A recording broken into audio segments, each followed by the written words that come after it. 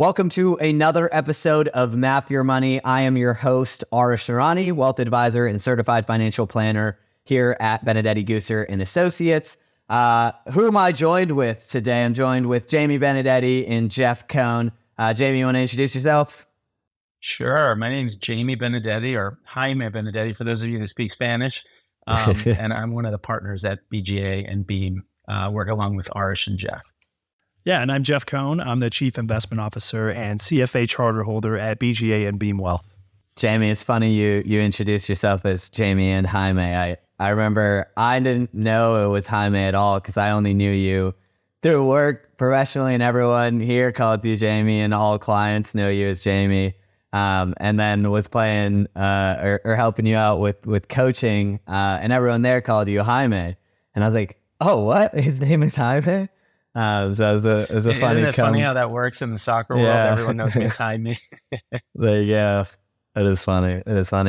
Well, we had an awesome episode for y'all today talking about Ethereum. This is our cryptocurrency clip. So I know we spent a lot of time talking about Bitcoin and kind of our thesis. Today, we're going to go a little deeper into Ethereum, and really exciting episode. But like always, like to start with something lighter. And the Olympics are coming up here soon, which is really, really exciting. Also 4th of July. So big America time. So it's good time to be American, USA all the way. You guys big fans of the Olympics? Absolutely. Yeah, I cheer for America too. Good call. That's good to hear. What's y'all's favorite event to watch, if y'all watch it all? Well, for me, a couple of years ago, or I think maybe it was the last Olympics, they added skateboarding, which I thought was a lot of fun. Oh, they did for Japan, right? Yeah, in Tokyo, I think so. Yeah, that's a lot of fun. You always have the snowboarding in the Winter Olympics, but I think it's cool to add the skateboarding in the Summer Olympics and let me relive the days when I could fall on the pavement and not be sore the next morning or the next week. How about you, Jaime? You know the answer to mine. I love Olympic soccer. It's really cool. Olympic soccer is a little different than, if you watch the Euros or the World Cup, because it's typically younger players. I don't know if this has changed, but they used to have a rule where everyone had to be under 23, and then you had 3 wild card players that can be any age. And so it's it's really cool because it's a lot of the up and coming stars for a lot of countries. I mean, they're all playing professionally, but I love Olympic soccer. If you're watching the YouTube, so I guess most people are probably listening to this, but you can also watch on YouTube. If we talk about any graphs or anything like that, we'll share them on screen. We'll try to talk through them as well, so you're not missing anything if you're just listening. But good to also jump on YouTube, and you can find us by searching either Benedetti Gooser and Associates or Beam Wealth Advisors. But I've mentioned all this to say I kind of scoffed when you said I really like Olympic soccer, because I'm a huge soccer fan, but I do not watch Olympic soccer. Just because I think all the good young guys that I care about don't play in the Olympics. Not a true fan. Really? Yeah, that's the explanation. I'm not as hardcore as you. No, the really good young guys are it's cool when this happens, right? When you have someone who's just an absolute stud on the international stage and they're under 23, so they don't even count as the wild card on their Olympic team. It's also fun because it's a different mix. It's not always for the sure. Same, someone who is a powerhouse at the international level. At the Olympic level, you'll see some teams that, they just, and really what you're looking at with the Olympic teams is you're looking at the next World Cup team or 2 World Cups out who's going to be dominant, which is kind of cool too. I would be interested to see the US team, but I'm trying to think of young players. So I'm thinking of this is going way too deep, but there's a super young player on Spain, Lamine Yamal, who's 16, and he's going to be playing in Euros. There's no way he plays in the Olympics too, I wouldn't think. But maybe not. I don't know. So I think the guys that are less likely to play are the ones that are above 23 and they're and they just don't care. Yeah, for sure. You're right. I think there's definitely the possibility that he doesn't get to play in the Olympics because he's playing in the Euros. Yeah. Well, interesting. I'm definitely going to be curious on the US now that you kind of mentioned that. But Well, sounds good. Hopefully, I just want to throw in one, Arish. I want to throw in one more shout out for the YouTube channel. In today's episode, you get a bonus, and that Arish's internet connection is a little slow. So on the YouTube channel, you're going to get to see a lot of awesome frozen faces. So I would highly encourage you to watch just for that reason alone. Am I actually freezing right now, or is it coming through? The sound keeps coming in, but every once in a while we get a really funny pose. Cool. Well, it's just adding to the entertainment value of this podcast. I love it. I'll make sure to always be photogenic, so when I freeze, you're getting a good picture. I know I'm self-conscious. You just did a really good one of this. I don't know. There you go. Well, let's jump into it and get straight into the meat of the podcast. Hello, and welcome to Map Your Money, a finance-focused podcast. We exist to simplify the lives of our clients and listeners and help individuals create the roadmap for their financial future. Content is for educational purposes only. Consult a financial advisor or conduct your own due diligence of investing. Calls are pre-screened and the content was pre-recorded. All right. So like I mentioned, it is a cryptocurrency clip, and we're going to be talking about Ethereum today. So Jaime, I'm just going to give you the floor here in terms of what you want to talk about or how you want to kind of guide this in terms of talking about Ethereum today. Yeah, sure. So we're really excited about the recent news that spot Ether ETFs have been approved. We did a couple previous podcasts about our thesis around cryptocurrency broadly and how we were finding a way to invest in it in client portfolios. And it's essentially playing out in Ether now, just like it did in Bitcoin a couple months ago. Yeah, and I know you mentioned that was our thesis in Bitcoin. I know that was our thesis in Ether as well. And so haven't seen the full benefit of that yet, have we? Yeah, I mean, if you look at the discount to NAV of certain Ethereum trusts, right? That like ETHE, for example, from Grayscale, that it was trading at a discount of around 20%, and then this announcement really came out unexpectedly, and that discount basically closed overnight. And so what you saw was ETH. So Ethereum went up, 20% or so on this announcement. Jaime, I don't know if that you can correct my numbers there. The discount for ETHE also closed. And so you had kind of this double whammy on ETHE where the actual price return of that trust over a 2-week period was 70%, even though the discount, only closed by 20 percentage points. So this was really a combination of the discount closing, which we also saw with GBTC, but also just the underlying price of Ethereum also went up because of the expectation that there's going to be a lot of inflows and demand for new Ethereum now that this, spot Ethereum ETF is possible, which is exactly what we saw with Bitcoin as well. So we think, there's been quite a bit of market movement already, but not to speak for you, Jaime, but we think this has some legs too to keep going.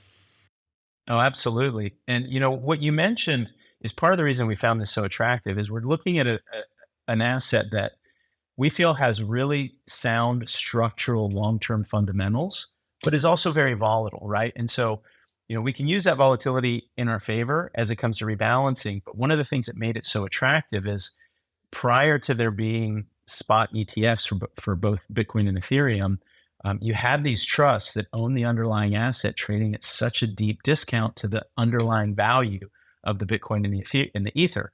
And so it almost provided us this additional margin of safety, knowing that, hey, the price could drop, but in the long term, if we really do expect spot ETFs to be approved, that gap between the net asset value and the discount is going to eventually close. And as far as, it's played out actually a lot sooner than we expected, especially with the spot Ether ETF.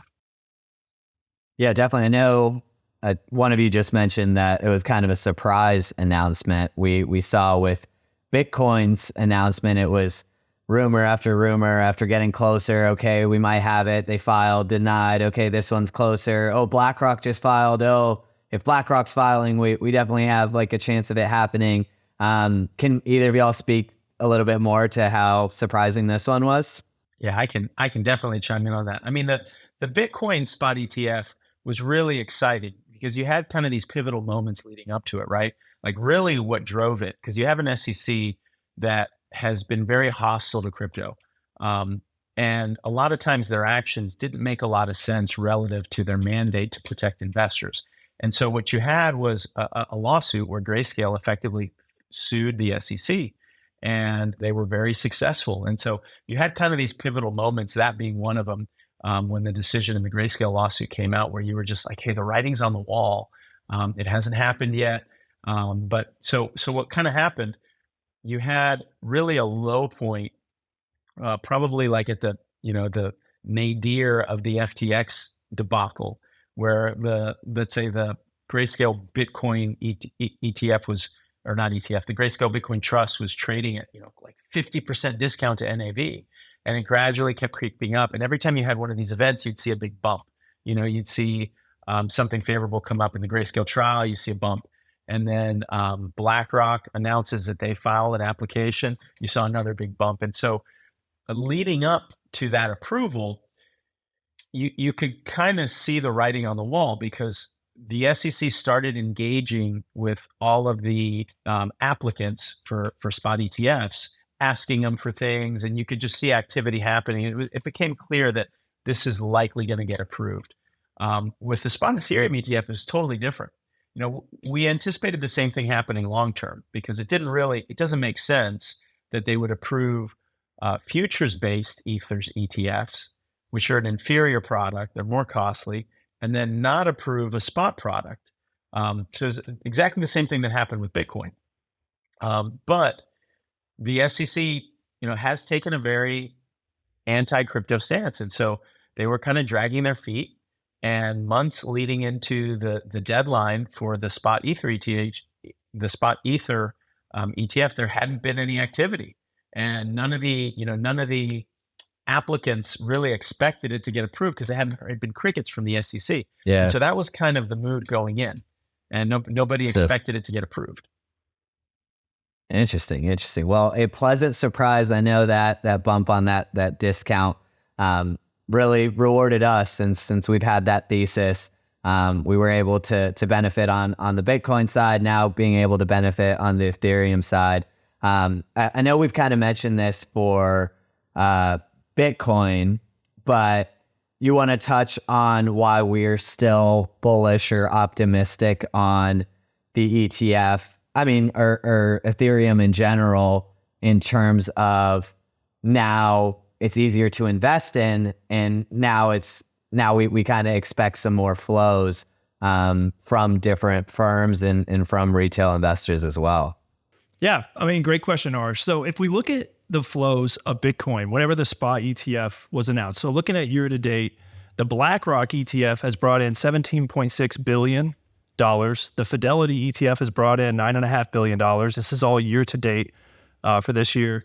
And then you have, the ARK, $2.6 billion, Bitwise, $2 billion, and then a few other Bitcoin strategies like, let's see, VanEck is on here for about $600 million. So all of these strategies have brought in a lot of money, while Grayscale, on the other hand, has lost 17.8 billion assets year to date. So clearly what you see is there's some winners and losers here, right? There's some people like BlackRock, Fidelity, Bitwise taking share from Grayscale, but also there's just an overall net positive inflow into these assets after that spot Bitcoin ETF was announced. And that's something that I think, we expect to see from Ethereum. We saw the initial price increase, just like we saw in Bitcoin. Things went sideways for a little bit, and then we saw an additional surge in that price as we saw more assets flow into that market. And so I think we would expect to see something similar with Ethereum as well. Yeah, and to add to that, one other factor that you really can't underestimate is that the political winds in Washington appear to be changing. You had prior to this an SEC that was pretty hostile to crypto. I don't think that the current SEC has really changed their tune, but what's definitely happened is a lot of congressmen and senators have. You had very recently a couple of very high-profile crypto bills where a number of Democrats defected and left party lines and voted in line with Republicans. And really, crypto, if there's anything that should be a nonpartisan issue, it's this. And you're starting to see that. You're starting to see some really harsh criticism of the way that the SEC has handled things. And that's part of the reason that the Ethereum ETF approval was out of nowhere. We can only speculate as to what happened, but it's likely for political reasons, as someone very high up in the Democratic Party said, hey, this is a losing issue. And the directive was passed down. I mean, we're speculating, but it's the only thing that really makes sense. And so the fact that in Washington, a lot of politicians are starting to see crypto as something that is not only good for their constituents, but important to a lot of people, I think is a really good thing for crypto broadly, because it's done as well as it has with headwinds, with massive political headwinds.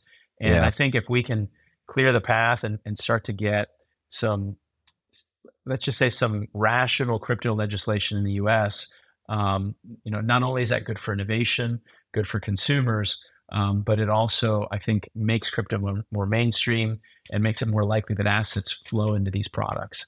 That's super interesting, Jaime. The one thing I was about to ask you, and you kind of cleared it up right before I had the chance to ask, but it's when you said kind of the it being a non-political issue, I was gonna ask which sides, like it was Republican for crypto war, like what side is for what? Because crypto kind of confuses me in terms of how that would align with each party's kind of original thoughts, and you kind of answered it there, but I mean, I agree in terms of it being like a nonpartisan issue, but. Yeah. And I think if you dig deeper into it, I mean, so like the black and white version is we've had historically Republicans in favor, Democrats against, but I don't think that tells the whole story. I really think within the Democratic Party, you kind of have two factions. You've got the sort of younger part of the Democratic Party that was pro-crypto, but it, is ultimately trying to support the party and has been voting across party lines. And then you had a sort of either older, non-tech savvy portion of the party, or the very, very far left of the Democratic Party that have been very anti-crypto. And we can get into some of the conceptual reasons why that is. But what you've had recently is a lot of Democrats kind of defect and be like, hey, this is a nonpartisan issue, and really vote for what they felt is the right thing for their constituents and for U.S. consumers broadly. So part of what accelerated this is Trump trying to make it a political issue. So, whether you love Trump or hate Trump, I think he definitely threw gasoline on this fire, and in an odd way, in some way has made it less political by doing that. Because what's his stance on crypto? Well, I mean, Trump, if you go back to his first presidency, I mean, there's lots of sound bites of him saying he doesn't like Bitcoin, he thinks it's a scam, and then he's come around. Now he has Trump NFTs, and he had a dinner for his NFT holders, and he came out and said something to the effect of, if you care about crypto, you better vote for me, because I'll keep Elizabeth Warren and her goons away from your Bitcoin. It's a really funny sound clip. Again, whether you're like pro or anti-Trump is regardless. But I think one of the things that he has done well is sort of recognize when there's an issue that resonates with people and they're not being heard. And he definitely did a 180 on crypto.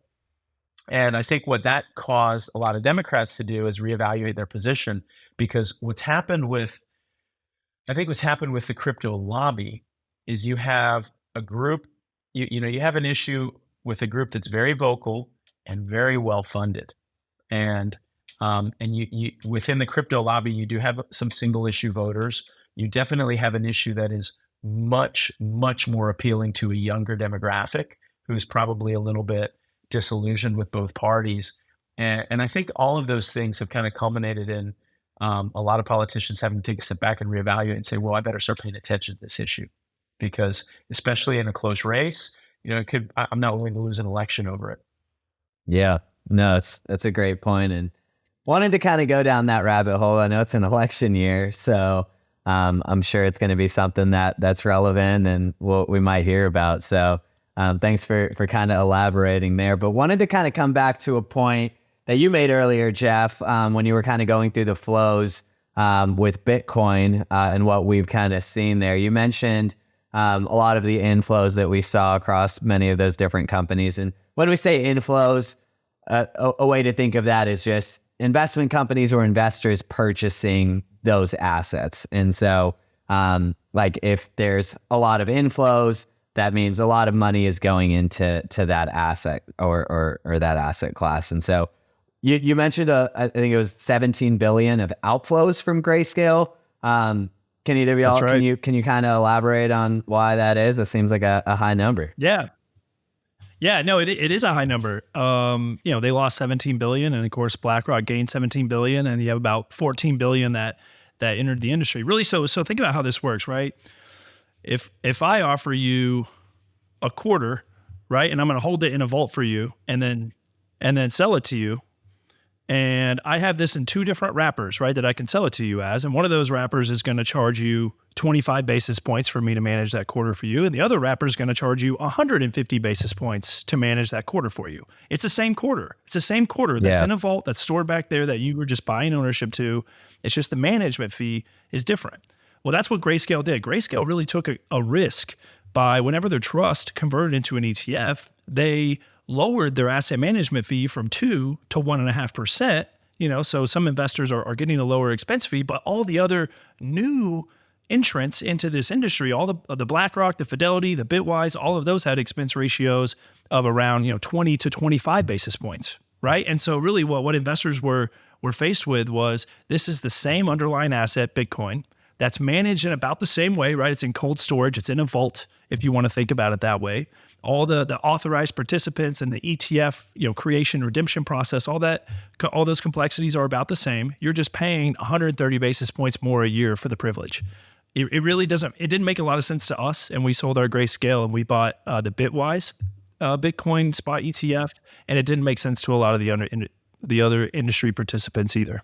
Yeah, if you look at what Grayscale's doing, it's kind of an interesting, almost business decision for them, right? Because Grayscale had a massive head start. Remember, they started this Bitcoin trust, and you go back a couple of years, there wasn't really another way to buy Bitcoin or some of these other crypto assets inside of an investment vehicle, particularly something like an IRA, right? So they had this massive head start. They were charging what it would be considered a lot for an ETF. 2% is massive fee. In an alternative investment, maybe 2% is reasonable. But so now spot Bitcoin ETFs are approved, and you have a fee schedule that was maybe reasonable for an alternative investment, not even close to reasonable for an ETF. So Grayscale's in this position now where they're suddenly competing with BlackRock, Fidelity, all these big players, and they know they're going to see outflows. So the question for them is, do we lower our fee to something comparable to where we're competitive, or do we just keep our fee high and know that we're going to bleed assets, but some of these assets are going to be sticky? And they're going to be sticky either because people will have forgotten about it and not care, or because they have massive gains and they don't want to sell and pay the taxes.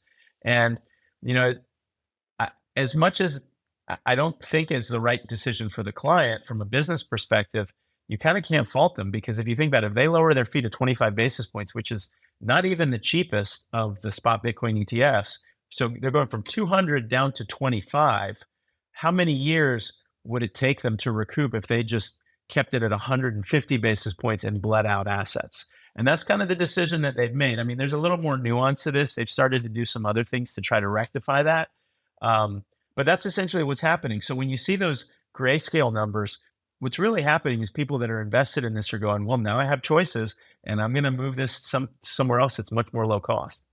Yeah, and so for some context around those expense ratios, 2% might be okay for an alternative investment, maybe in a mutual fund, but for an ETF, you're looking at, commodity type ETFs or market neutral type ETFs. You're looking at maybe 80 basis points to 120 basis points. Active equity ETFs are around probably 50 to 60. Bond ETFs are around 25, 30. And then index ETFs like, IVV or SPY are like 2 or 3, right? So 150 was quite an ask for Grayscale. And then 2025 was also pretty attractive from some of the other providers, right? So I think there's quite a lot of incentive there for investors to switch. Yeah, and I think those costs are only going to go down as you see some of these players get scale, because you mentioned the cost to buy the S&P 500 index in iShares is probably 2 or 3 basis points.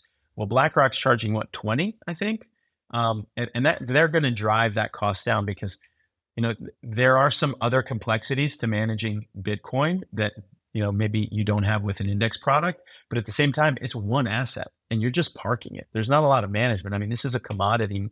essentially. So I think over time you will see those costs be driven lower and lower. Yeah, it's not like GLD, right, which owns gold in a vault, where they have to like lease the vault, right? Yeah.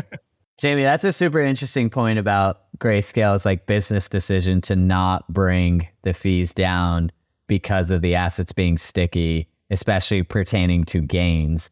And so like they definitely, when making that decision, had to anticipate outflows. So I'm curious to know if in their projection, they were anticipating more or less than 17 billion and where they're kind of at with that. You'd have to ask the Grayscale executives that same question. I mean, I can't imagine that they didn't anticipate massive outflows, but but again, if you're charging, I mean, if you think about it, 150 basis points, that is 6 to 8 times as much as your competitors. So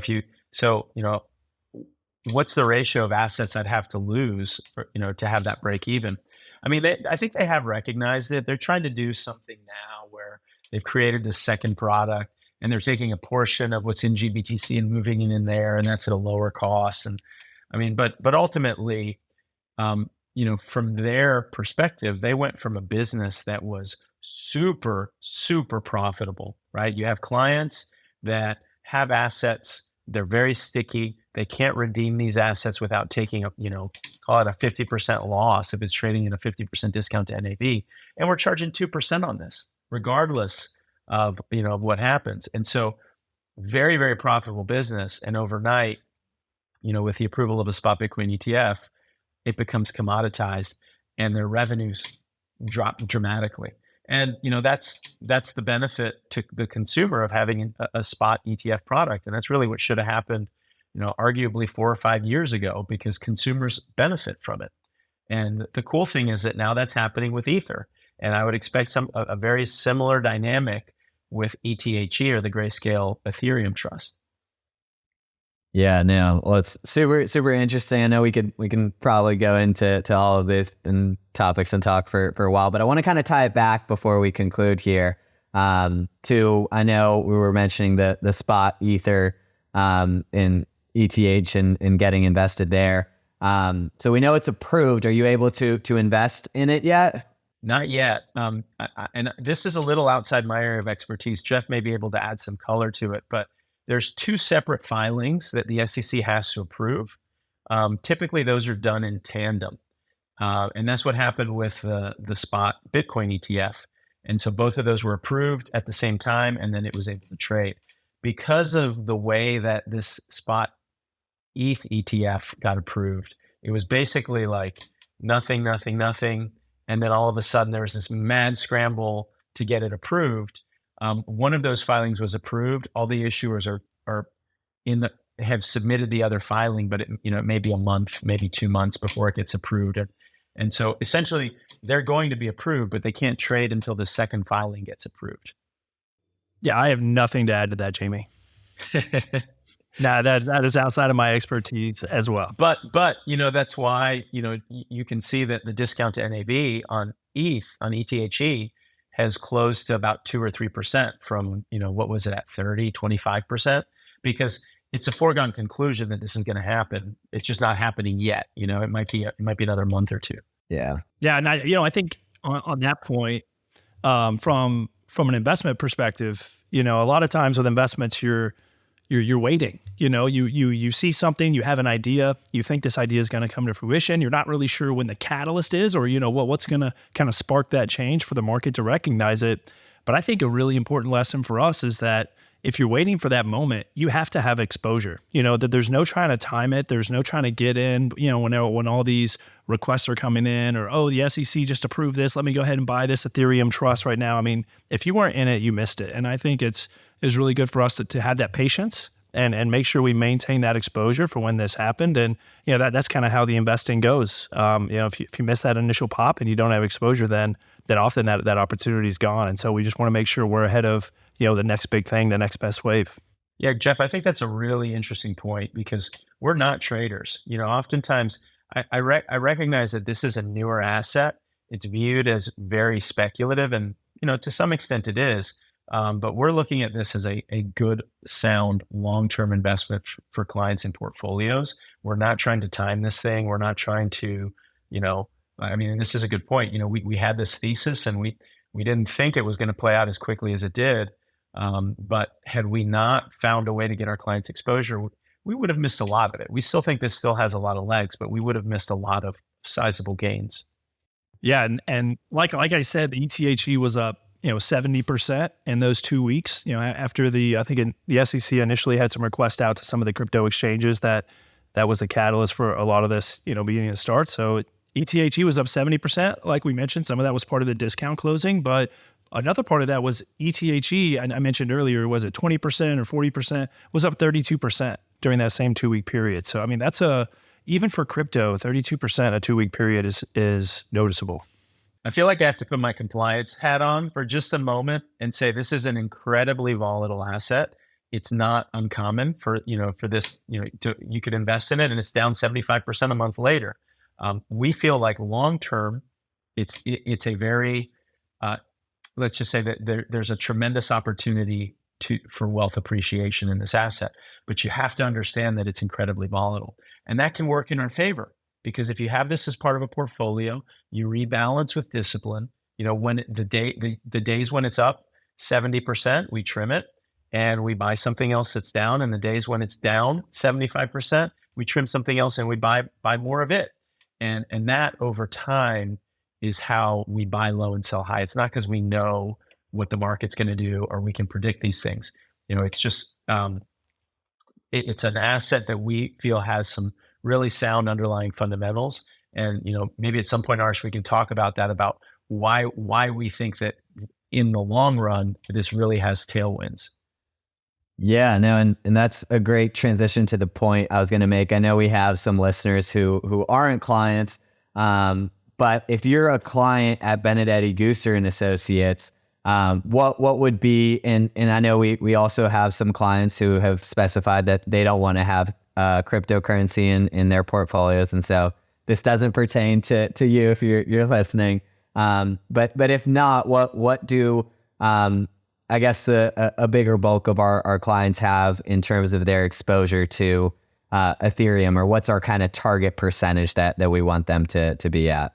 Yeah, so right now, we're recommending an overall 2% allocation to crypto assets. We're achieving this through a 1% allocation to Bitcoin and a 1% allocation to Ethereum via the Ethereum Grayscale Trust. We do have, we have some ownership too with some clients that have a Crypto 10 index holding that's ticker BITW. That's also from Bitwise. So this includes Bitcoin and Ethereum. It's about 60% Bitcoin, 30% Ethereum, and then the other 10% is the next 8 largest reputable crypto assets that are a little further behind Bitcoin and Ethereum as far as mainstream acceptance and investment acceptance, but they're kind of next in line if you want to think about them that way. And so, overall, we would say, hey, if you're looking to get a start in crypto assets, you understand that it's volatile, you understand that it's a long-term asset, but you're interested in the wealth building opportunity that we think it has, start with that 2%. There's a lot of cheap options out there that all own the exact same thing. We're happy to help out with that search. But a 2% allocation is just enough to where you're going to notice those big returns, but not too much to where if something goes wrong, you feel the pain in your portfolio. Yeah, and that's a good point on sort of the allocations, and so just want to kind of bring it back real world if you're listening as a client. So you had a 1% allocation. We had this awesome bump in Ethereum. Maybe that jumped up to 2% or 3% of your overall portfolio. And depending on the gains there, we're capitalizing on that. We're capturing those gains. We're going to take that extra money from that and reinvest it into the remainder of your portfolio. Maybe some areas that haven't done as well, or maybe some areas like the broader market, which has done really well, but not as well comparatively. So still a buying opportunity there, and can bring that back down.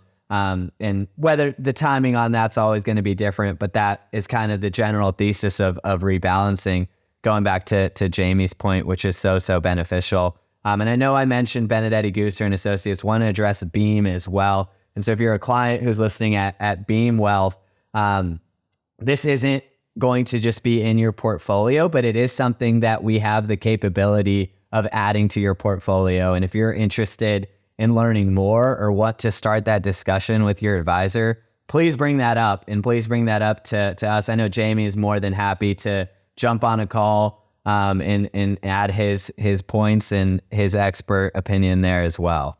Yeah, and maybe for some context, I mean, if we're kind of opening up this bag of worms, I think we should say the reason we've included it in some portfolios and not others is just that historically, the clients at Beam were not their previous advisor was not a fan, and we do have to honor his investment philosophy and make those changes slowly because he wasn't a fan, and I think a lot of his clients weren't a fan, and it's a process. I mean, even on the BGA side. This was the smallest position in any portfolio. It's the one that really took the most amount of work, the most amount of hand-holding, the most amount of education from our advisors because they would take big fluctuations, and I think clients often didn't understand it. But in the end, I do think it was worth it because the returns, the returns have really justified all that work. And that's also why we started small and we're very conservative, because the last thing we want is to invest in something where in 5 years we would have made the client a ton of money, but they fire us or they, force us to sell out in 1 year because it's down 50% and they never see any of that money. And so we have to do this in a way that not only gets a client the best return, but does it within a risk tolerance that they're comfortable with. And you have to take into account kind of their behavior because it's their money, it's a client's money. Yeah, we continue to see headaches from it, if you want to consider this a headache, from all the capital gains and the tax liability that it creates when we rebalance it. But, I think that's a headache that we're happy to accept, huh, Jaime? I'll take that. It's a good problem to have. And I mean, I do think it speaks to our core values as a firm, because this was something we looked at 3 years ago, and it was a difficult decision. It wasn't by no means easy. I mean, I think it was easy to see that there were a lot of catalysts that were going to drive the price up. But there were a lot of reasons for us not to include it in client portfolios, because no client was ever going to fire us in 3 years for not having Bitcoin. We were very aware that clients might fire us for putting it in their portfolio, even if it made a lot of money over time. That they might not be with us long enough to realize that. And frankly, one of those catalysts was just the possibility of an ETF, because we haven't talked too much about flows, but there's a lot of structural fundamentals that I think as adoption increase are going to drive more flows into both Bitcoin and Ether. One of the smaller ones is the adoption of an ETF, because the minute we knew it'd be a lot easier to wait till there's a spot ETF, and then it'd be easy to buy this for clients. But if we do that, we're going to miss out on some significant price appreciation that's going to happen leading up to it just because an ETF was approved. Yeah, no, definitely. That's great points there from both of you guys, and definitely agree. And kind of bringing it back to how you're invested, whether you're a client at Beam, BGA, if you're not even a client, just a listener, regardless of where you stand with crypto and if you invested or not, I think ultimately one of the points of this podcast and our stance as a firm is to educate you on what is going on and what we believe the opportunity is. And so whether you're bullish on it, you're bearish on it, or you have no idea, we just encourage you to open that conversation. We love kind of talking about it and think it's something that's important at least to talk about and understand. I know maybe now it's not being talked about as much at your dinner parties as it was a couple of years ago, but I'm sure the talks are going to start again, or if they haven't already. So it's something that I know is a lot of people are curious about and comes up a lot. And so just want to be able to educate our listeners going forward. But Jaime or Jeff, did you guys have anything you wanted to add in terms of Ethereum or our thesis overall, or anything wrapping up this combo? I actually just have a question for Jeff. As an asset allocator, you're our CIO. You're in charge of ultimately making those allocation decisions, leading our investment committee. And I know that crypto is something that you didn't come into this kind of natively saying, let's add crypto. You looked at it on its merits, listened to a case, and said, okay, this makes sense. But from someone in your position, how do you think that the spot Ether ETF is going to affect allocations? In other words, do you think the typical whether it's an institutional investor, an advisor, assuming they go over that first hurdle to allocate to crypto, do you think that most of them are going to allocate just to Bitcoin, just to Ethereum, a combination? I mean, what do you think the typical, how do you think this is going to affect the typical crypto allocation? Yeah, I would say that from questions that I get from like other advisors and clients, a lot of the focus is on Bitcoin only, and the focus really is not on Ethereum. So I feel like Bitcoin is really capturing a lot of the focus on crypto and digital assets, even though the whole ecosystem of crypto and digital assets is much larger than Bitcoin. So I think at first that's definitely what we're seeing. It's going to be interesting how the allocations work, because the way we think about it is it's a risk asset, right? It's correlated to equities usually.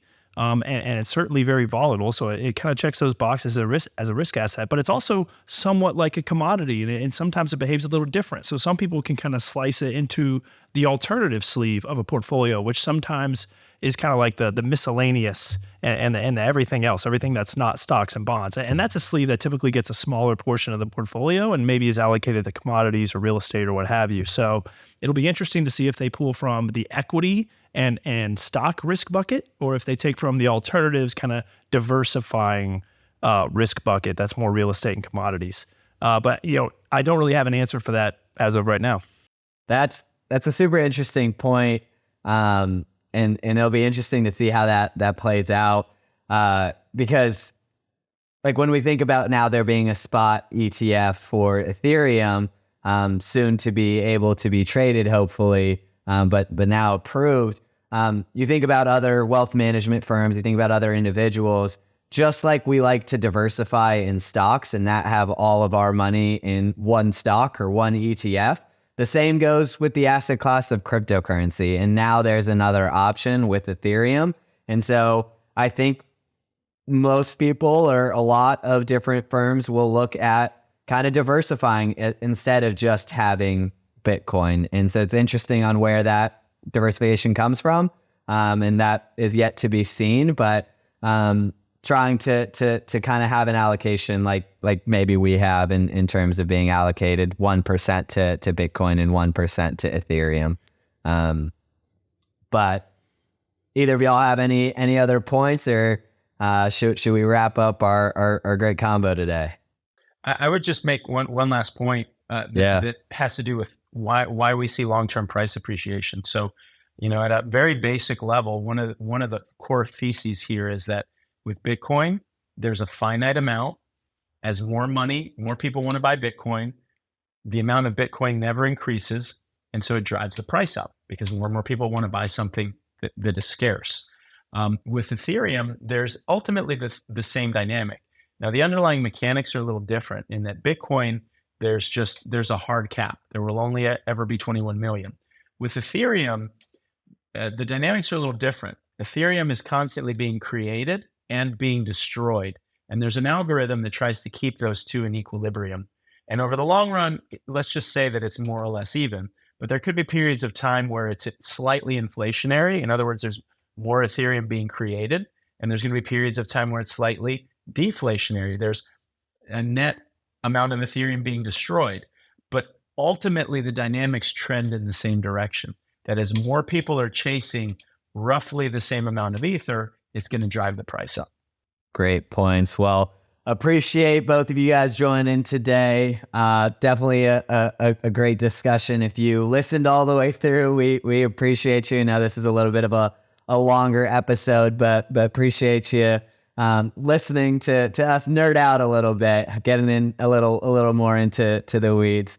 But thanks for listening as always. Again, make sure to check out our YouTube page going forward. I know we didn't really go too in the weeds about any graphs, but for future episodes, definitely check out the YouTube and feel free to share this episode. If you do check out our YouTube page, I want to double down because as much as I made fun of Arish earlier, I've had the lights off and my window open, and during this podcast, it's been getting darker and darker, and now I look like I'm being held hostage somewhere. So another great reason to check out our YouTube page. I was going to bring it up, but I was just like, I'll let you bring it up I if thought you about watch. getting up and turning the light. I thought about turning the light on. Yeah, you were pot committed, Jaime. You had to stick with it. I didn't really notice at first, and then I think it was like 5 minutes went by, and I was like, I feel like it's darker there. I think it got something happened, but well, great podcast, y'all. Thanks for listening. All information provided by this presentation is for educational purposes only and does not constitute investment, legal, or tax advice. It is not an offer to buy or sell any security or any insurance product. This is not an endorsement of any third party or such third party's views. The information contained herein has been obtained from sources we believe to be reliable and is not guaranteed as to its accuracy or completeness. Whenever there are references to third-party content, this information is intended to provide additional perspective and should not be construed as an endorsement of any services, products, guidance, individuals, or points of view outside of Benedetti Gooser & Associates and Beam Wealth Advisors. All examples are hypothetical and for illustrative purposes only. Benedetti Gooser & Associates and Beam Wealth Advisors do not offer tax or legal advice. Interested parties are strongly encouraged to seek advice from qualified tax and/or legal experts regarding the best options for your particular circumstances.